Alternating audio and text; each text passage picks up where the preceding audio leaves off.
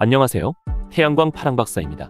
오늘은 태양광 업계의 큰 이슈인 양면형 태양광 모듈 KS 기준 변경 소식을 전해드리겠습니다. 2025년 올 하반기부터 적용되는 새로운 KS 기준. 이걸 모르고 발전소 설계하면 허가가 무효가 되거나 철거까지 할 수도 있습니다. 꼭 끝까지 시청하시고 관련 사업자분들은 반드시 대비하시길 바랍니다. 태양광 모듈 KS 인증 기준, 무엇이 바뀌었을까요? 지난해 2024년 9월 국가기술표준원은 KSC 8561 규정, 즉 태양광 모듈 인증 기준을 개정했습니다. 기존에는 STC 기준, 즉 단면 발전 기준만 적용했지만 앞으로는 BMPI 기준, 즉 양면형 모듈의 전후면 전체 발전량을 포함해 평가하게 됩니다. 문제는 이게 단순한 기준 변경이 아니라 설치 가능 용량 자체가 바뀐다는 것입니다. BMPI의 주요 특징을 말씀드리면 기존 STC 기준에서 후면 추가 발전량 약 10%를 포함하여 출력 값을 측정합니다. 예를 들면 기존 635W 양면 모듈을 BMPI 기준 적용 시 698W로 출력 인식을 한다는 것입니다. 그럼 여기서 알아야 할 것은 635W 양면 모듈이 635W로 적용되는 것이 아니라 698W로 적용이 되어 발전소 용량은 증가하고 모듈 수량은 축소하는 것입니다. 즉 BMPI 제도를 적용하면 100kW 발전소가 110kW 발전소가 되는 것입니다.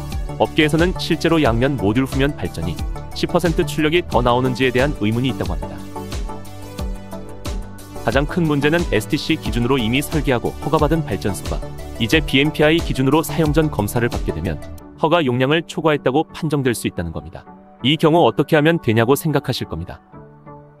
이런 경우 모듈을 일부 철거해야 하거나 구조물까지 재설계해야 하고 공사가 지연되면서 금융비용이 늘어나며 행정 인허가도 다시 받아야 할 수 있습니다. 게다가 정부는 기준을 바꿔놓고도 기존 사업자에 대한 예외 규정도 없이 유예기간만 준 상태입니다.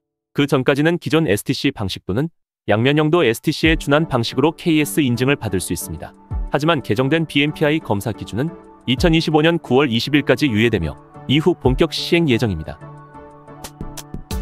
BMPI 기준을 적용하면 같은 양의 양면형 모듈을 설치해도 실제 KS 기준 용량이 더 높게 계산되기 때문에 설치 가능한 총 발전 용량이 줄어듭니다. 예를 들어 같은 면적의 같은 모듈을 설치해도 10%에서 15% 정도 설치 용량이 감소하는 경우가 생깁니다.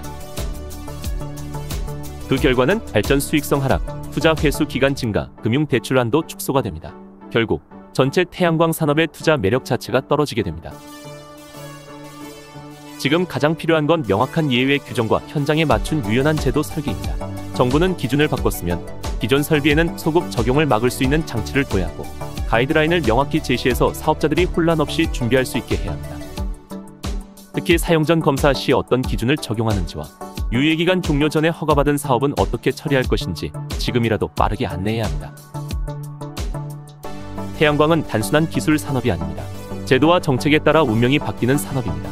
이번 KS 기준 개정 절대 가볍게 보면 안 됩니다.